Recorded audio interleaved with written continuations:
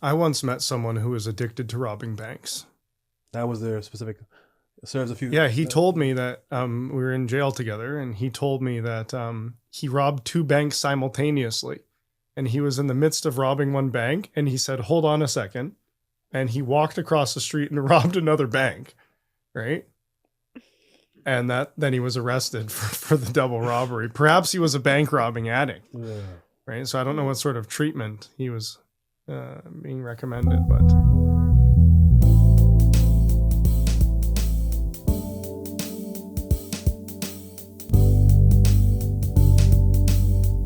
Okay, but marriage is hard enough with all these little things. 2 people living together. Okay, it's tough enough. We can talk about socks till the cows come home and crumbs and. But this is yeah, but then you go and add big things on top of it. Okay. Yes. How can you? I mean, it's hard because those small things pile up and make big things. Like if you leave the socks out and then you leave the cap off the toothpaste and then you turn the I don't know, the pickle jar. None of those are grounds for divorce. On the second, no, but I'm just saying. Then you put the pickle jar on the second shelf in the fridge instead of the first shelf, and then you there's so many things that pile up, and it's just like irritation after irritation after irritation. It's like 1,000. Think of it like a piggy bank. You take enough respect out of that piggy bank because every time you do the socks or the pickle jar or whatever, even if the couple does not get divorced, the respect still depletes. So when a big thing does come up, like you're saying, or even if a big thing doesn't come up, eventually the feelings that you have is, I don't respect this person. Why am I still in this marriage? That's a very normal and very common experience. It eats away at your connection. Yeah. And connection breeds intimacy. And that is the fabric of a good marriage. Okay, so if your connection every day, you get like little paper cuts, little tears, little rips, that kind of, it's like, okay, so you're saying if you focus on these little things, you may be better able to face the real challenges of life. Oh, 100%. No? Yeah. That was such a beautiful cacophony of no, it's true. Yes. You can. At once. If you face the little things, address the little things, you're able to work through and resolve the little things. So you didn't do that? You are prepared. You are prepared to deal with the bigger things. That's like lifting 2-pound weights versus building up to 20 and 50-pound weights. Yeah, let's hear you. I agree. I misunderstood the question. I misunderstood what you said, but I agree. Oh, yeah. Okay, because I wanted to hear your I have no justification for no. What I thought you were saying was that if you fix these little things, you won't have to deal with the big things. No. I was saying if and when they do occur, she was seeming to make the case that you'd be able to actually face them, which would perhaps indicate, I mean, when you face big challenges, they ultimately were insurmountable. So maybe that's why we're here talking about what little things we could have worked on better. But I still think you handled the big thing very well, and in a very overly commendable way. And the big thing for those who may be tuning in for the first time is I was struggling with and giving into addiction. And I was living, as Jeff mentioned, a double life. That all came out. I confessed everything. But throughout the marriage, that was something that was eating away at our marriage. And when the scope of everything that I had done in pursuit of addiction, all the decisions that I'd made, all the behaviors that I did came out. That was when Genevieve, to put it in her words, felt, yeah, go ahead. Well, you use your words. Yeah, spearheaded the initiation of the divorce. It didn't happen then. It happened later. Yeah. Right, yeah. So you're saying you essentially divulged and confessed that there was this double life and addiction going on, but you also mentioned that you'd been staying out all night. So like, how secretive was it if, your spouse isn't coming home? Well, is it because they're saying they're away on business? Like, no, what? Don't you notice if your spouse isn't there? We were married for... Was he using the volleyball dummy like in the bed? The time that we lived together was 1 year and 2 days. Okay. 2 days after our first year anniversary. We had gone away for our first year anniversary with some friends, did the thing. When we came back, that was the first time he'd ever spent a night out where I couldn't reach him and didn't know where he was. Okay. And it was in the morning where I was like, no. That's we're not going to do. That's when you came have clean? You staying out all night and me at home trying to figure out where you are at. That's when you came clean? And then, basically, yeah. Mm-hmm. When we talk about this label that you've used repeatedly of addiction, that both of you have talked about that, what relationship does moral accountability, responsibility, excuse come in? There's no behavior that one can take that can be absolved of responsibility by the fact that they are an addict. So what I mean by that is, if you're an addict and you rob a bank because you're an addict and you need to get your next fix, you're still guilty of robbing the bank, right? There's no absolution for you because you're an addict. It may explain why you did it. It may even explain a path of treatment or redress for you, but there's no scenario where you're off the hook for what you actually did. Right. I once met someone who was addicted to robbing banks. That was their specific.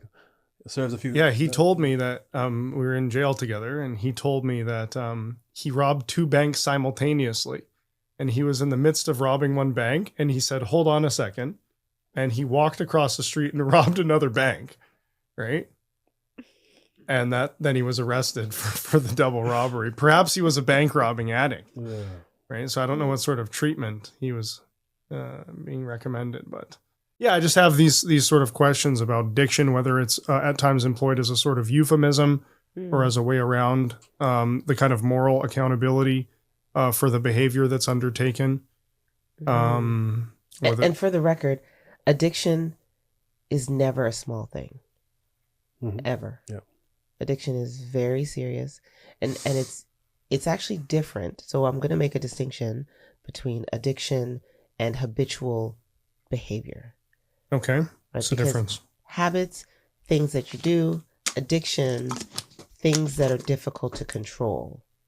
Right? So you need help to get out of addiction or to overcome addiction. You need the help of community. You need the help of 12-step programs, recovery programs, whatever you want to get into, but you need help. You cannot do it by yourself. This is not Atomic Habits, James Clear, like type of stuff. We're talking serious mental, emotional, relational health issues here. So don't minimize addiction. Don't minimize how the impact of it on your own life, on the lives of the people that you love and care about, or on your marriage and relationships. Right? Just to be mindful of that. All right. So the question I have that may be a piece of advice for other men is, Samuel, give us some insight into how you let Genevieve slip through your fingers. What went on that you could have changed or improved that put her in a position where she had to spearhead a divorce?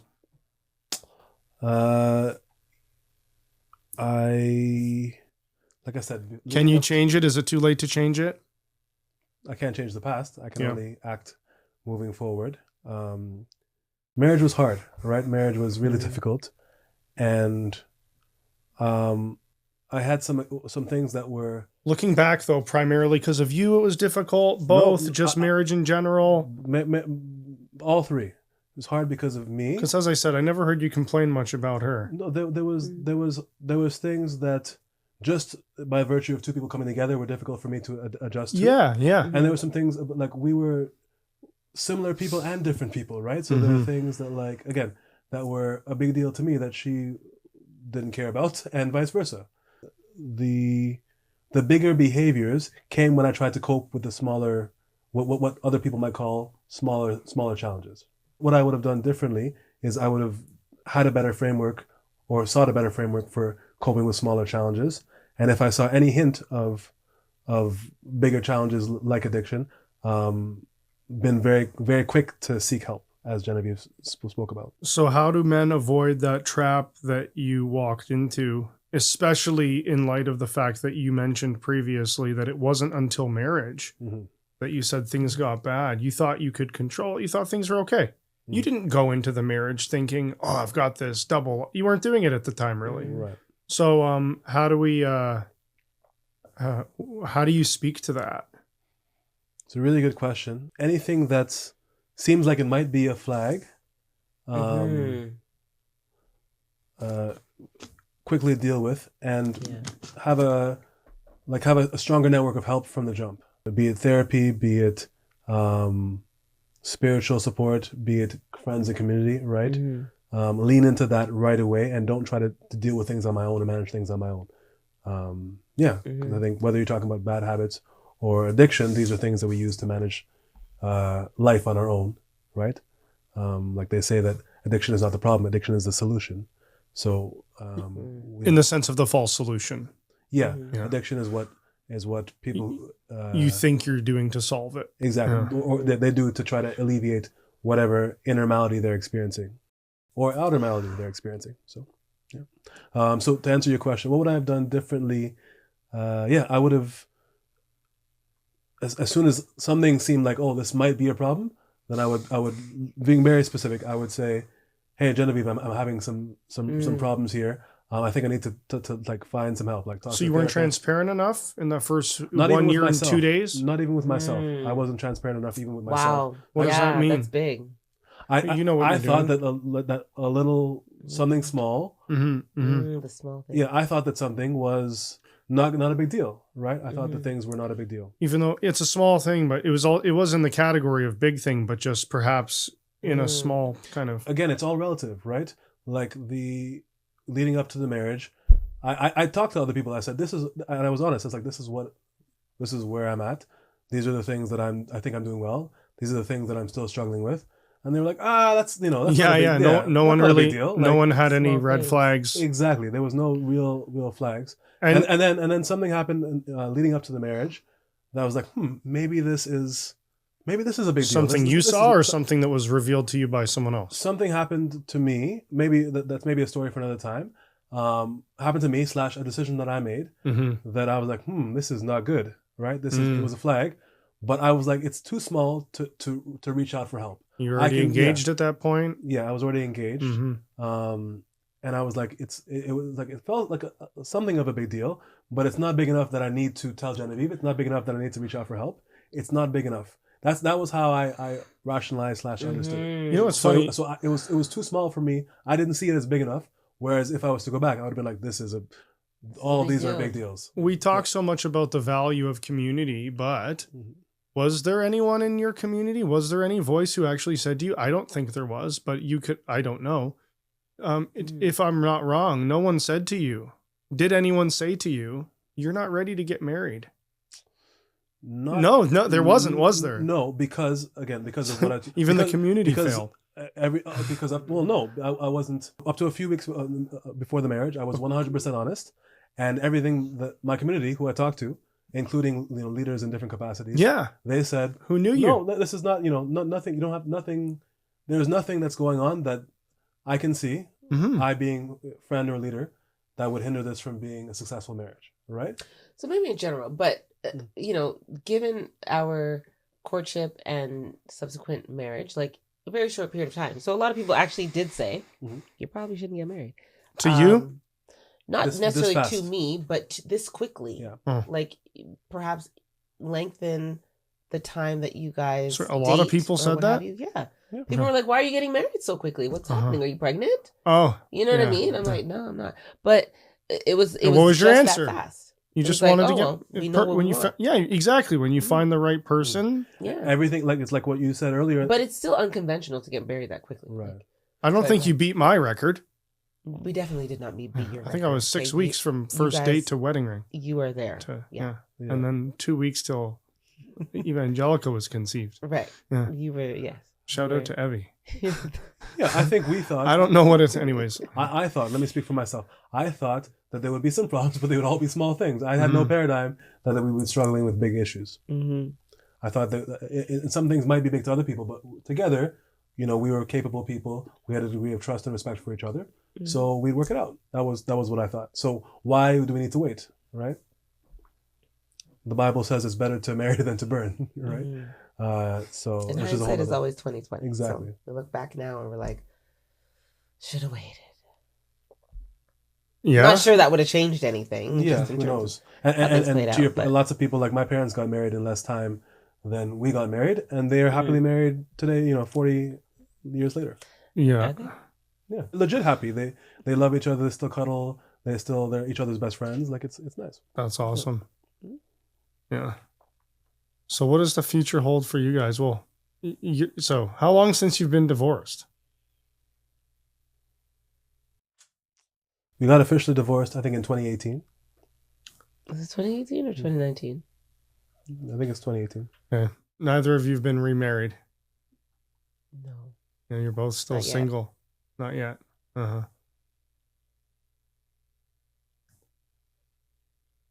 Okay. He's like, Just okay. curious I love where things might end up or go in terms of sitting here talking and about divorce and post-divorce aftermath. Any thoughts, Samuel? I guess time will tell. I said this before. When we were friends, I didn't think we'd ever be anything more than friends. When we were engaged and married, I didn't think we'd ever get divorced. Mm-hmm. When we were separated and divorced and weren't talking at all, I didn't think necessarily we'd ever talk again, much less have a be on a podcast on your marriage. Yeah, and be working to trying to help to other share, people together. Exactly. For me to predict the future, our future in any form would be, I think, irresponsible. Mm-hmm. Any closing thoughts? Small things are not small things. If it's important to your partner, make it a big deal. And work through it. And what if the small things have been addressed repeatedly and you're not seeing improvement? Ooh. What if you've asked someone good. 500 times, So good. 50 So times, that- 5,000 Yes. times about the same small thing? That is so good. I'd say 2 responses are good for that. 1, you have to decide. You have to decide whether what? or not you are going to change Oh, or you are going to accept. So you either change okay. your perspective on that thing, like get yourself Okay, accept two different things of toothpaste if you Got got it, an issue got with them, or Or what? you just accept double it. down and keep. Yeah, sorry, accept it or double down and keep bringing it up. No, don't keep. I mean, if that's a thing, I wouldn't keep bringing it up though. So what are the? If it's fun, I mean, if that's like part of the part of the fabric of the relationship, like I bring this up every 3 days, you know, and you yell at me, I yell at you, and then That doesn't sound fun. to me it doesn't sound fun, but some people function that way. Yeah. I would probably say go to therapy, but that's just my opinion. I would just say change Go your to perspective. therapy if or you've accept. asked your spouse 5,000 times to pick up their socks and they don't. Mhm. Okay. Your final thoughts? Or just accept that the socks are going to be on the ground. Go to therapy. Accept. Besides- No, I honestly think that's a reason. Like that is a valid reason. What do you do again? What's your to career? go to therapy? Yeah, I That's know. not relevant at this point. No, I didn't mean that to diminish what you're saying. That's part of the purpose of therapy, right? Is It is behavioral change. It right? actually is. So, I think there's 2 sides. In most issues in life, there's a mutual responsibility element. That's the framework that I view life by. Like, there's always something that I can do better, and there's always something that they can do better. And I can only control what I can do. If the issue is socks on the floor, and I'm leaving my socks on the floor, my responsibility is to set my mind, make a decision that I'm going to learn to not put my socks on the floor anymore, because it's not a big deal and it matters to the person I love. So it may not be today or tomorrow that I remember, oh my gosh, my socks shouldn't be there, but I should, I can ask ChatGPT tips for not leaving my socks on the floor. I can talk to my boy or my therapist and say, how can I learn to change this habit? Like my wife is bothering me about this, but it's important to her, right? It's not important to me, but it's important to her. If I decide that I'm going to change, no matter how long it takes, then I'm going to change, right? Then the chances of me changing are increased. The flip side of that is, in this scenario, let's say use the example of Genevieve is annoyed that my socks are on the floor. It's up to Genevieve to resolve internally that no, she's going to love me no matter what. She's going to make this into a small thing in her heart. It feels big, but if she is able to take a step back, like she said, step away from the giant oak tree and think, look, this person clearly loves me. They're committed to me. Look at all the good things that they do that show that they love me. This is probably an issue of habit and not an issue of love or care. Right. Right? And so zoom away and say, you know what, I don't have to make, this doesn't need to be a big deal to me. We can do that in any area of our life. We can, there are people who are terminally ill, and to them it's not a big deal because their focus is on something else. Their joy is found elsewhere. So that's the responsibility of the other person. If despite my best efforts, I'm never able to develop a habit of putting my socks anywhere but directly on the floor in front of the bed. That mutual responsibility model, I think, is one way to make sure that there's harmony and those paper cuts that can damage and fray the connection are not there. Yeah. And I think, again, that requires for open, honest communication, because there has to be agreement. You're agreeing to show up at 100% trying to build the skill. I'm agreeing to show up at 100% to be open, to accept all that good stuff. And both people just genuinely, showing up in the marriage for the best of the marriage. But that's not to say that you somehow convince yourself to tolerate destructive or harmful behaviors, right? So we're talking about like the small thing, like genuinely small things that that we can fix, that we can resolve, we can address, right? You chew with your mouth open, like things like that, right? We're not talking like robbing abuse banks and violence, robbing banks and criminal behavior. Okay. All right. Well, I think that wraps it up. I think that was good. Awesome. Yeah. Thank you so much for being here, Jeff. Okay. You're welcome. You're amazing. Is there anything either that you're doing or somebody close to you is doing that you'd like us to support? Yes.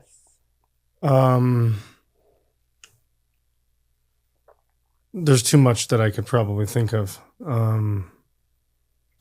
So I need to think about that. Okay. Well, Jeff is a professor and an amazing speaker. He's a great thinker. And so if you want him to come and help facilitate any of your events, your conversations, or talk to you about anything in the Bible, literally anything, let us know. We'll put his information down there. Thank you all for tuning in. We appreciate you. Thanks for being here with us. If you have not already, please like, share, subscribe, follow. We really appreciate the support. We appreciate you listening, and we'll see you again next time.